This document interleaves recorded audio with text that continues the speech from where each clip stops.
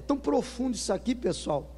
Tem muita coisa de Deus para a gente aprender com Ana, porque existem as Ana ou Anas nos dias de hoje, pessoas que creem em Deus, pessoas que estão na igreja, que têm buscado a Deus, conhecem a palavra de Deus, mas que estão sendo vítimas de uma injustiça. A Bíblia fala que Eucana, o marido de Ana, era um homem de Deus também. Ele subia à igreja sempre, ao templo, para apresentar a Deus oferta por ele, pela outra esposa dele, Penina. Abre um parênteses aqui, naquela época não tinha problema nenhum do homem ter mais que uma mulher. Amém, gente? Hoje, é claro, biblicamente falando, isso não existe mais. Ele tinha duas esposas, Ana e Penina, e a Bíblia diz que ele amava mais a Ana do que Penina, que não tinha nada a ver com Deus. Penina era uma mulher incrédula, endemoniada, perturbada mesmo, mas tinha filhos.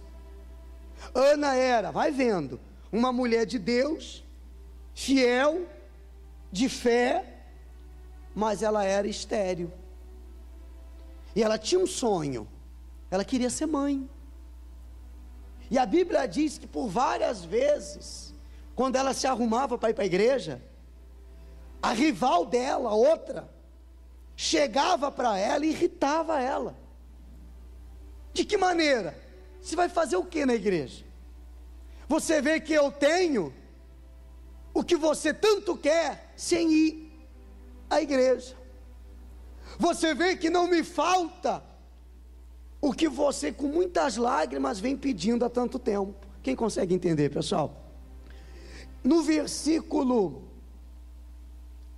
3 diz assim, ó: este homem, o esposo, subia da sua cidade de ano em ano a adorar e a sacrificar ao Senhor dos exércitos. Em Siló estavam ali os dois filhos de Eli, Ofni e Finéias, como sacerdotes do Senhor. No dia em que Eucana oferecia o seu sacrifício, preste bastante atenção, dava ele porções deste a Penina, sua mulher, e a todos os seus filhos e filhas. A Ana, porém, dava porção dupla, porque ele a amava, ainda mesmo que o Senhor a houvesse deixado estéril. Só um detalhe: o Senhor tivesse deixado estéril. Então existem situações, pessoal, que Deus permite que nós venhamos passar, para a gente manifestar a fé. A pastora estava falando para mim de um rapaz que nasceu cego, e os discípulos chegaram para ele e falaram assim: vem cá, Senhor, os pais dele pecaram, o que aconteceu para ele ter nascido cego? Ele está pagando algum castigo, está sendo castigado por alguma coisa? E Jesus respondeu para ele que aquele problema do cego, ele havia nascido cego para que se manifestasse na vida dele a glória de Deus, e curou o cego, e o cego começou a enxergar. Lázaro estava doente, e Jesus foi avisado que estava doente, só que Jesus foi ter com Lázaro quando Lázaro já estava morto, há 4 dias sepultado, só para a gente entender o seguinte: não importa a situação, a gravidade do problema, Deus pode curar e também pode ressuscitar o morto. Diga glória a Deus. Então a Bíblia fala que o Senhor havia deixado ela estéril, exatamente, eu acredito nisso, com o seguinte objetivo: para que a glória dele se manifestasse na vida dela. Às vezes você passa por um problema e você não entende o porquê daquilo. Por que você enfrentou determinada situação? Por que houve uma injustiça no seu local de trabalho? Por que você sofreu uma injustiça no relacionamento que você tinha? Por que você foi injustiçado quanto aos seus filhos, quanto à sua saúde, quanto à sua vida financeira? Mas se você parar para analisar, você conheceu a Deus, ou você recorreu a Deus devido a algum problema que você vinha passando. Então, pessoal, tem situações que permitem que venhamos usar a fé, que ensina a gente a usar a fé. Amém, pessoal? Então, a Bíblia fala que Ana estava estéril e a rival dela ficava dizendo o seguinte: vem cá, você vê que eu não vou na igreja, eu não sirvo esse Deus, e olha quantos filhos que eu tenho, olha como é que é a minha vida, e você que vai aí à igreja é estéril. Aí a Bíblia diz assim, ó, versículo 6, a sua rival a provocava excessivamente para a irritar. Tem gente que já se irritou já com a situação. Tem ou não tem, pessoal? Tem gente que fala assim: pastor, eu estou irritado com essa situação, o diabo tem me tirado do sério, tem me irritado com esse problema. Quando eu penso que ele foi resolvido, vem tudo à tona outra vez. A rival irritava ela excessivamente, porque o Senhor lhe havia cerrado a madre. Olha o que esse Deus fez com você, cadê teu Deus? Onde está o seu Deus? Ué, você não está buscando a Deus? Por que Ele não muda a tua vida? Por que Ele não te abençoa? Quem está entendendo? Olha só, e assim o fazia ele de ano em ano, e todas as vezes que Ana subia à casa do Senhor, a outra fazia o quê? A irritava, pelo que chorava e não comia. Então, pessoal, diante da injustiça das duas, uma, ó, minha amiga, meu irmão, das duas, uma, ou você se rende, se prostra, se entrega, ou você se levanta e vai para cima do problema. Eu vou definir, eu vou decidir que fim eu quero que tenha aquela determinada situação, se bom ou se ruim, mediante a atitude que eu tomar. O que o diabo estava conseguindo fazer? Irritar ela. Ele estava tentando e estava conseguindo. Ele estava tentando deixá-la triste e estava conseguindo. Tirava até o apetite dela. Ela não tinha vontade mais de comer, ela não dormia, ela vivia chorando pelos cantos. Imagina a situação dela. Penina falava para ela com aquele riso no canto da boca: você vai para onde? Não, eu vou para a igreja. Vai para a igreja? Fazer o quê? Não, eu tenho um propósito, Deus vai me curar, eu vou ser mãe. Você vê, eu nem preciso ir, olha quantos filhos eu tenho. E isso, ao invés de despertar a fé dela, pessoal, fez ela começar a pensar em desistir. Se fosse nos dias de hoje, iam dizer que Ana era uma mulher depressiva, porque ela só chorava, vivia pelos cantos, amargurada. Em outras palavras, não queria mais viver. Mas Deus era na vida dela, Deus era com ela. Só que Deus não pode, pessoal, fazer algo na minha vida sem que eu venha tomar uma atitude de fé, de me levantar contra tal situação. Porque, como eu já falei para vocês, o diabo, ele é atrevido, oportunista. Basta uma oportunidade para ele começar a entrar na vida da pessoa. O Senhor Jesus não, ele espera ser convidado. E quando que eu convido o Senhor Jesus para entrar na minha vida, pastor? Quando você usa a sua fé contra a situação que você se encontra. Acende uma chama dentro de você. Quando você se aproxima de Deus e é sincera de coração a Deus. Eu sou uma Ana, porque a situação que ela estava vivendo, eu estou passando. Existe talvez uma injustiça na sua vida, dentro da sua casa, no seu casamento. Amar e não ser correspondido, respeitar e não ser respeitada, uma injustiça em relação aos filhos, de ter dedicado tanto a ele ou a ela, e hoje a retribuição que se tem é que você está sempre errada, que você não tem razão no que você diz, mãe. Essa injustiça tem sim a ação do mal, e ela tem que ser parada. Diga glória a Deus.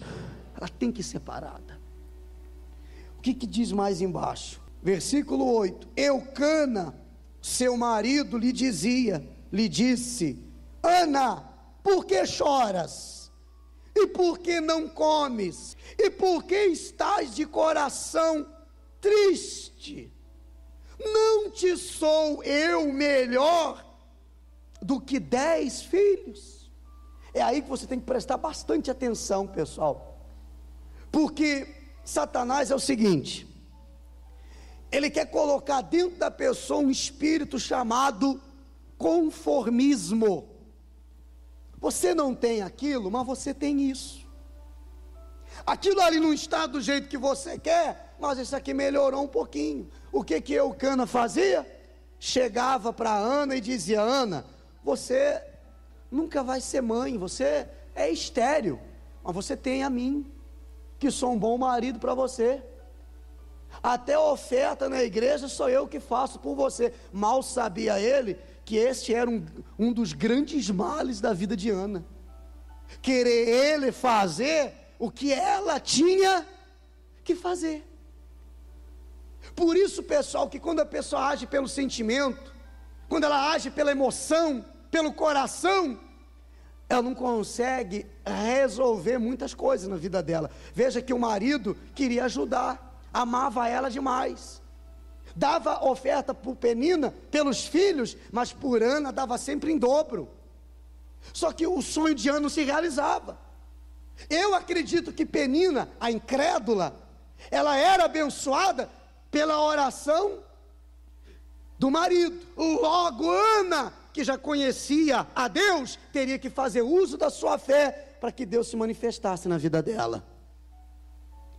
E ela se apoiava no fato de o marido ir apresentar a oferta, porque a oferta que ele colocava no altar vinha do suor dele, vinha do esforço dele, não tinha participação de Ana. Pessoal, e o milagre na nossa vida é de extrema importância que tenha a sua participação. Tem que ter a sua participação. Tem o agir de Deus e tem o nosso agir. Quem consegue entender isso? Então o tempo ia passando, Ana ia dizendo o seguinte: eu vou na igreja, eu oro, eu busco, eu faço isso, faço tudo certinho, sou fiel ao meu marido, não estou fazendo nada de errado, mas olha a minha vida, olha a minha situação. Tinha alguém que orava por ela, tinha alguém que fazia oferta por ela, tinha alguém que fazia votos por ela, tinha alguém que amava ela, mas tinha algo na vida dela que nada substituía. Ela queria ser mãe. E eu me lembro que nós fomos, eu pelo menos, eu aprendi desde criança, em casa a gente vivia uma miséria muito grande, muito grande. E eu me lembro que era uma pobreza danada, lá no interior, e minha mãe, tadinha, servia a comida na mesa, sempre a mesma coisa, o que dava para comer, não era o que queria comer, era o que dava. E antes da gente falar qualquer coisa, minha mãe já dizia assim: ó, coma, não diga nada, porque tem gente que nem isso tem para comer. E a gente vai crescendo ouvindo que aquilo ali é assim mesmo, é normal, que tem que se acostumar com aquilo, que é a única coisa que tem, que é a única coisa que existe. Está chovendo dentro da sua casa, está pingando em cima do seu colchão de palha. Quem já dormiu em colchão de palha? Sério? Quem já dormiu em colchão de palha? Mas que fazia em casa? Quem dormiu? Até os meus 13 anos era essa a minha cama. De manhã você dava uma fofada assim, ficava bem fofinho, mas no outro dia estava lá e dava uma tábua de novo. Era o que tinha. Então ela dizia: está ruim? Agradeça a Deus, porque tem gente que nem onde dormir tem. Pessoal, e esse pensamento não procede de Deus. Sabe por quê? Porque miséria, escassez não procede de Deus. Deus quer o melhor. Deus quer o quê? Mas a gente vai crescendo, e se não tomarmos cuidado, o espírito do conformismo vai entrando e vai tomando conta da nossa vida. Eu nasci para ser assim, esse é o destino, é assim, tem que ser. Não, 1000 vezes não. Deus quer para os seus filhos o melhor desta terra. Quem recebe isso, pessoal?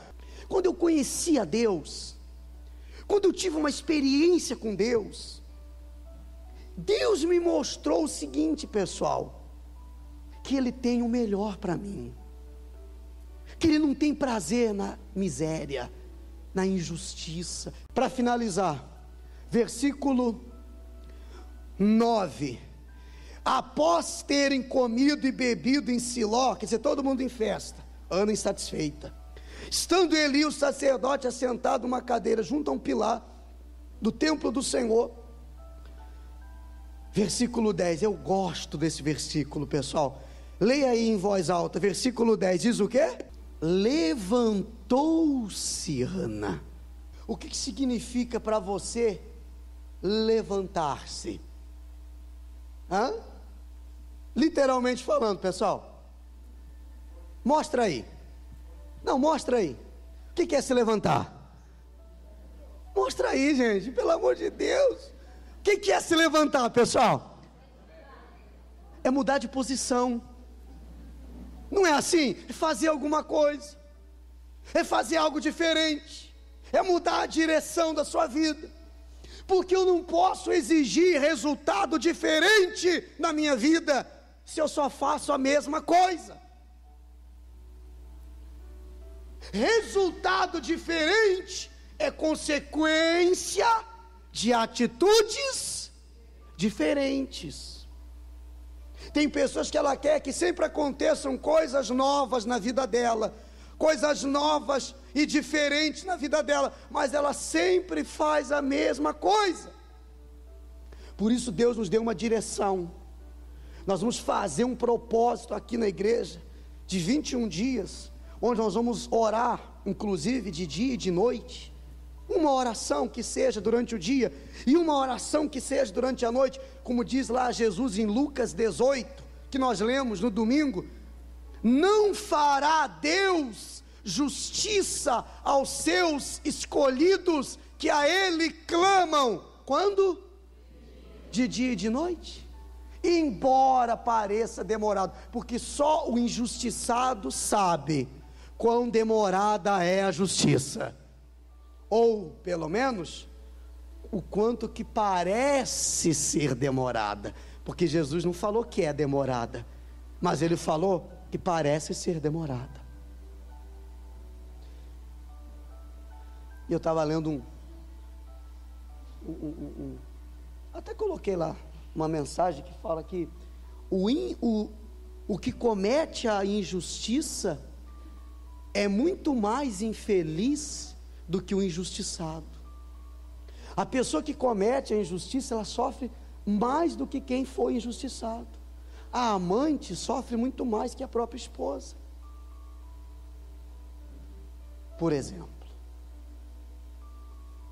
Então, não se preocupe que se você foi injustiçado e está sofrendo com isso apenas, porque tem pessoas, e não estou falando isso para te conformar, mas para você entender que o diabo age dos dois lados, quem faz a injustiça e quem sofre a injustiça também. E quanto a mim, pastor, fazer o que Ana fez? O que Ana fez? Ana fez o quê? Ela se levantou, ou seja, ela mudou a posição dela, ela mudou a opinião dela. Quer saber? Chega. A Bíblia diz que o semblante dela já não era mais o mesmo. Mudou dentro, muda fora. Ela não comia, ela não dormia, ela estava oprimida, ela estava triste, porque tudo aquilo era reflexo do que estava dentro dela. Ela estava aceitando a situação sem perceber. Mas quando ela se levantou e disse assim: chega, basta, eu não vou esperar pelo voto do meu marido, eu não vou esperar pela oferta do meu marido, pela oração do meu marido, eu vou falar com Deus, eu vou apresentar a minha causa diante de Deus. E diz a Bíblia, o profeta falou para ela o seguinte, o sacerdote disse para ela, que o teu Deus te conceda a petição que fizeste, vá em paz. E ela comeu, ela saiu da igreja sorrindo, ela não estava grávida ainda, ela não tinha engravidado ainda, mas aqui dentro ela já cria, que por causa da atitude dela, ela cria no que ia acontecer. Diga amém, pessoal.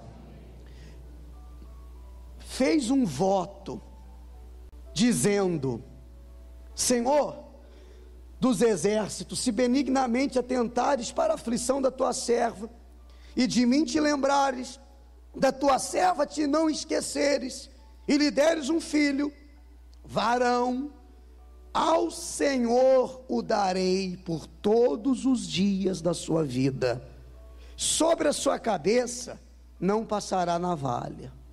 Então, pessoal, só para a gente finalizar agora, o que Ana fez? Primeiro, se levantou. Segundo, fez um voto. Ela fez um pedido. Olha o voto de Ana. Olha o voto de Ana. Nós vamos nos espelhar no voto de Ana. Ela fez um pedido daquilo que era impossível, que humanamente falando não tinha jeito, ela era estéril. Ela pediu para Deus o que ninguém podia fazer por ela, e ela disse ainda, Senhor, o Senhor vai fazer isso, e eu vou fazer isso.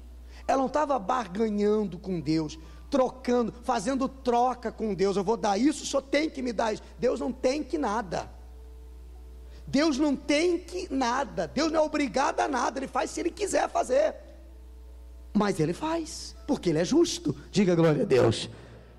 Cabe a mim entender o seguinte, se eu simplesmente fizer a minha parte, eu não preciso dizer para Deus o que Ele tem que fazer, eu não preciso colocar Deus contra a parede, porque Ele sabe o que Ele tem que fazer. Ele é o oleiro, eu sou o barro. Amém, igreja? Eu não tenho que pressionar a Deus, isso não existe. Eu tenho que fazer minha parte e acabou, porque Ele é justo, Ele já é justo, por natureza. A natureza de Deus é justiça.